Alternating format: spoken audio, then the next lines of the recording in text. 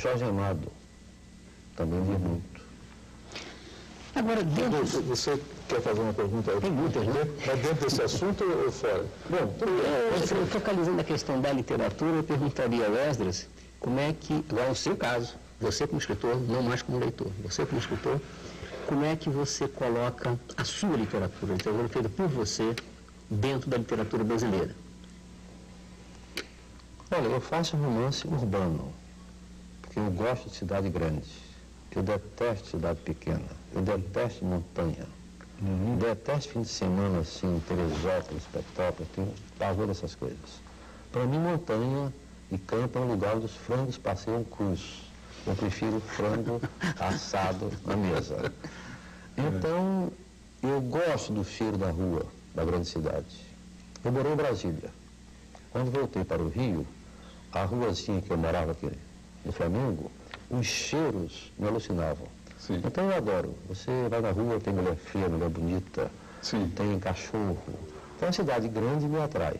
Então, obviamente, eu escrevo sobre cidades grandes. Com exceção, Você viveu em várias cidades grandes do mundo, Londres, Nova York. vivi e adoro cidade grande. Então, obviamente, para da cidade grande me fascina.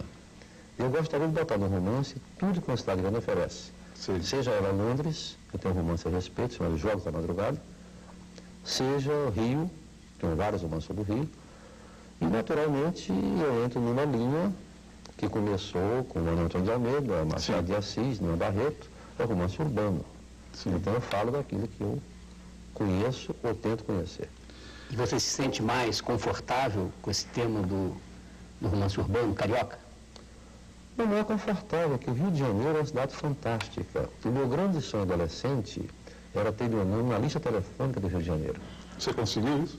Eu consegui. E agora foi muito escapar da lista, né?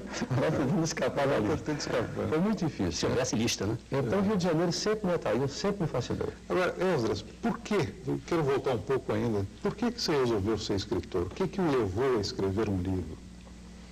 Olha, Além desse livro que você escreveu, quer dizer, quando é que você sentiu, bom, eu sou um escritor? eu me senti acho que com 10 anos de idade. Com 10 anos de idade. Eu já pensava nisso. Porque não sei muito bem. E na adolescência eu ficava muito preocupado de onde eu venho, para onde eu vou, o que eu vou ser. E daí o curso de filosofia, que eu imaginei que iria resolver esses problemas. Sim. Pelo menos ao nível teórico, né? Então escrever para mim é um processo de autoconhecimento Sim. e é um processo de descoberta do mundo. Então eu não escrevo para vender livros, milhares, milhões, seria até bom se vendesse. Mas basicamente é uma tentativa de conhecer as coisas. A Dança dos Olhares, por exemplo, que está saindo agora, que é o meu 10º romance, foi uma experiência fascinante e aterrorizante. Foi um romance escrito com muito medo, principalmente de morrer. Medo de morrer? Foi, porque Peraí, essa questão eu acho que é uma questão muito importante. Vamos tocar num assunto em que você vai falar sobre esse medo de morrer, como é que isso se reflete no seu livro, mas eu vou fazer um pequeno intervalo para dar um pequeno suspense no nosso telespectador e em seguida voltamos para conversar sobre o seu medo de morrer. Vamos continuar a entrevista com Esdras do Nascimento e ele agora vai nos falar por que teve medo de morrer ao escrever A Dança dos Olhares. Olha, A Dança dos Olhares é um romance tremendamente ambicioso. Eu acho que as pessoas são o que são, mas elas são também um pouco o que gostariam de ser. São o que sonham e são aquela imagem que elas querem passar para os outros.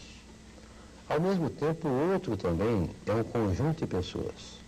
Então eu queria harmonizar isso, fazer um romance em que uma coisa fosse narrada por alguém, uma visão subjetiva, em que essa mesma coisa fosse narrada objetivamente, como aconteceu, e ao mesmo tempo uma visão onírica. Então eu estava trabalhando nos 3 níveis e me bateu uma ideia maluca, que é a seguinte: todo compositor morre antes de concluir a 10ª sinfonia. Eu gosto muito de música. Então Beethoven morreu. O Mahler tentou a 10ª, não continuou, não morreu antes. E eu sei que isso não é verdade. Schubert teve a Sinfonia Inacabada, era a terceira, né? A quarta. O Schubert eu não me lembro, mas enfim, eu fixei que seriam 10. A 10 eu não havia. Embora o Haydn fizesse 40, o Mozart, mas enfim, eu cismei com isso. Então eu vivia apavorado. Eu digo, o 10º romance eu vou morrer. Você estava escrevendo o seu 10º romance. Eu digo, eu vou driblar a morte. Sim. Então o que eu fazia?